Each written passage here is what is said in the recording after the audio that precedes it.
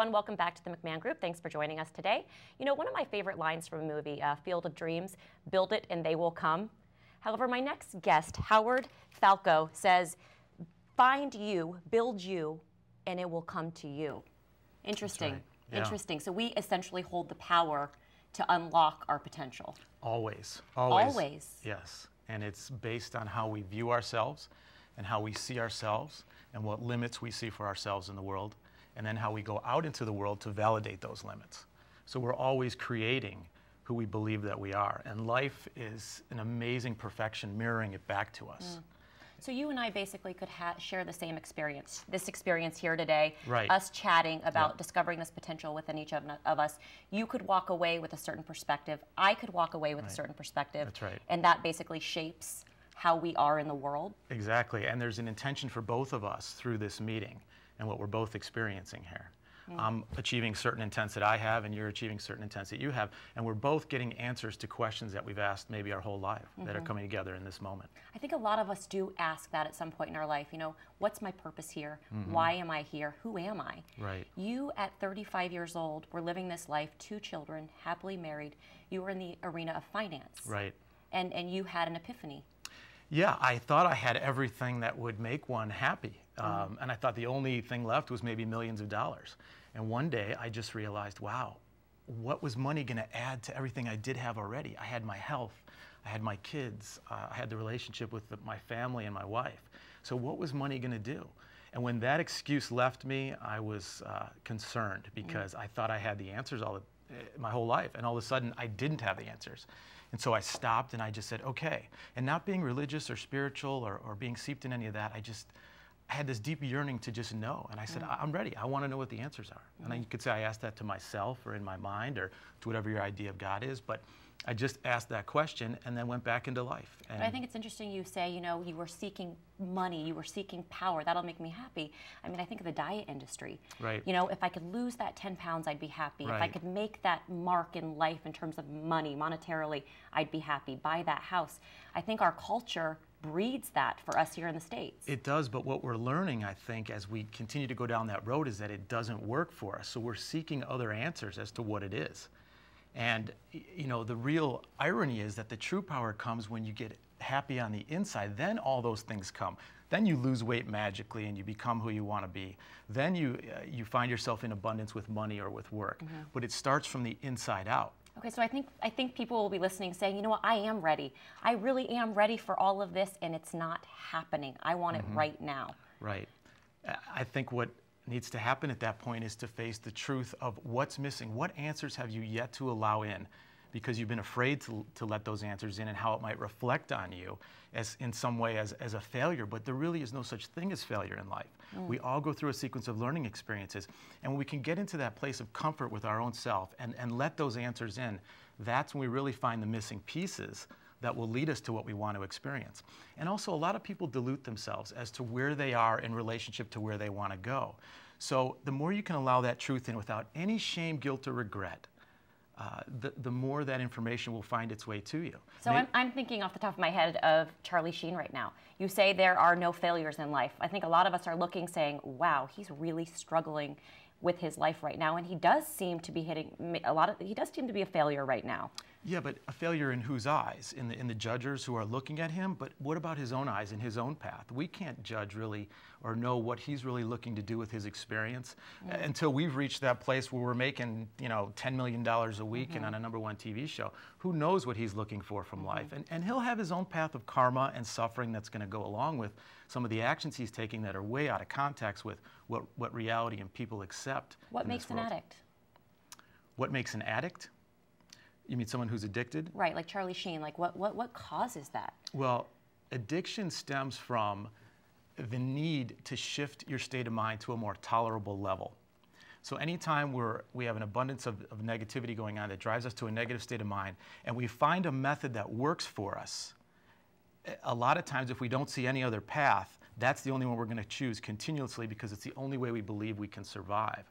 And so we become addicted to that particular method of survival. Exactly. That's exactly right. So he's basically doing this to survive and attain a certain level that he feels he can't do it without alcohol, drugs, or whatever it may be. Exactly. And it depends on what you're looking at as his addiction right now. Maybe it's to media attention right now. Or maybe, we don't know if he's still addicted or not. It would seem that way by his behavior, but one never knows until we're able to look at a drug test. But he definitely seems to be addicted to media coverage and to attention in general as a means for his survival. So if he read your book right now, I mean, there's a lot of, we look to Hollywood as this fishbowl of really what's going on with the rest of the world, because we don't know what goes on inside other people's lives. If he was to read your book right now, what would your hope be for him that he walked away with? Well, my hope for him is only what he wants for himself. I don't want to put my intentions or desires on him. So I would hope that if he's looking for peace of mind, if he's looking to find joy in his life and get to a place of peace and comfort and happiness, that's what I hope he would find out of there through a greater understanding of himself. And when I listen to you, you sound so evolved and actualized, and you're at this place, but I'm sure you too face challenges every single day. So how does someone like you that's written this book that seems to have the answers, how do you deal with your own roadblocks and challenges? Prior to my experience, I saw things happening to me. Post my experience, now I see things happening for me. So I'm able to integrate more with what's going on and take a deep breath and say, okay, what is my reality trying to show me? What is it trying to deliver me as it relates to a question that I've asked about something I'm looking to create in my life? Can you give me an example? Something doesn't work out financially, let's say, or with a relationship with somebody. What question did I ask about how do I become more abundant with my finances, or how do I make myself, or how do I feel more at peace with myself, and then this relationship's bringing me a conflict? Well, that's an opportunity for me to learn from it and learn how to deal with it better and understand that, again, it's not happening to me, it's for me. And what has this person brought to me so that I can elevate my awareness to understand more about myself as it relates to this relationship, or as it relates to money, or as it relates to business. So I look at my reality in a different light now. It seems like you have to spend a lot of time to really go inside and listen to yourself. I know when I go to yoga, I have a really hard time because I have a hard time sitting with myself for an hour. I'd rather be running where my mind can be going a million miles a minute. Yeah, I think it's more of a will. You really have to have a true will and desire to reach a different state of beingness and to reach a different way of dealing with your world and yourself, and realizing the incredible power that you have to create it all. One of the things that really struck me, we'll talk about this when we come back from the break, was President Abraham Lincoln. The amount of failures, if you will, I know there are no such thing as failures, but what we perceive as failures, the challenges, the obstacles, the amount of times that he faced negativity before he became president. That's right. We'll talk about that right after the break with Howard Falco, the author of I Am. We'll be right back.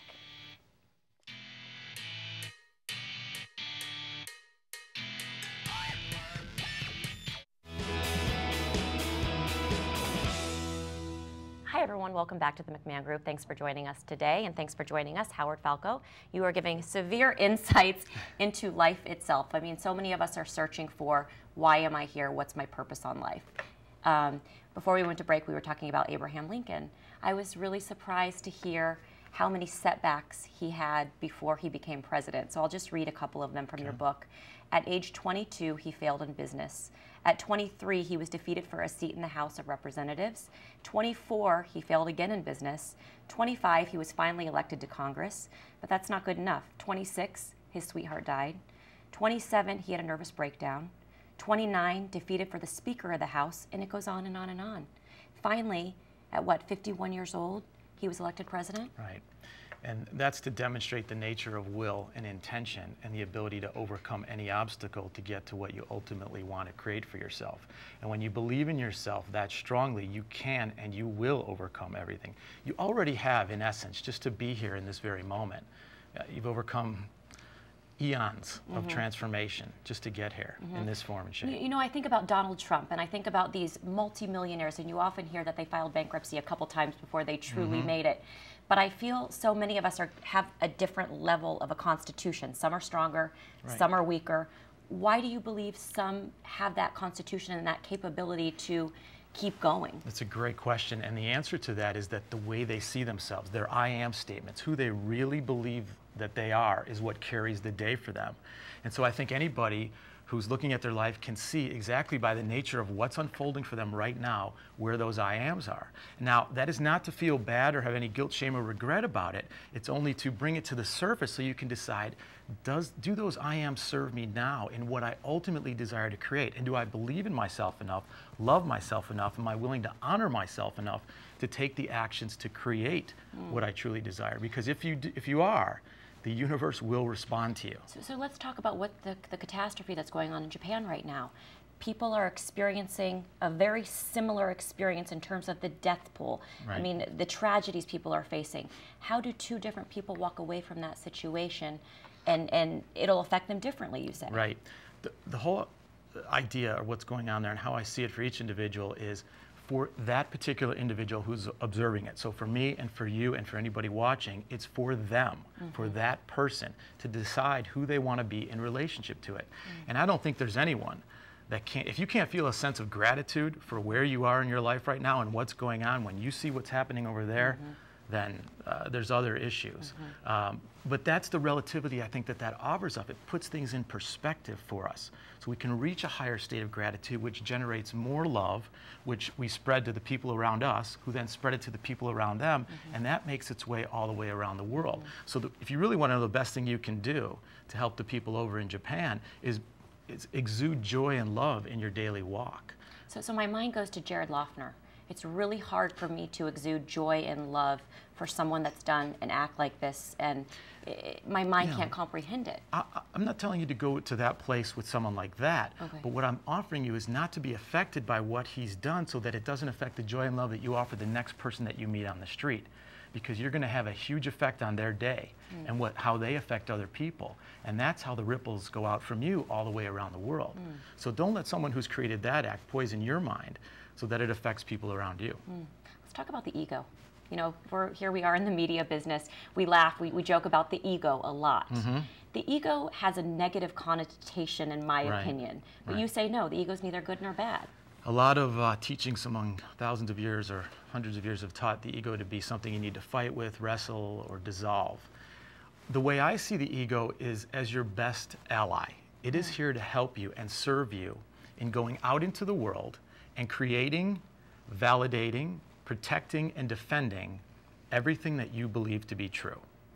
So the key in that understanding is that you can now become an observer to your ego and its actions so that you can follow the trail back to see what you really believe.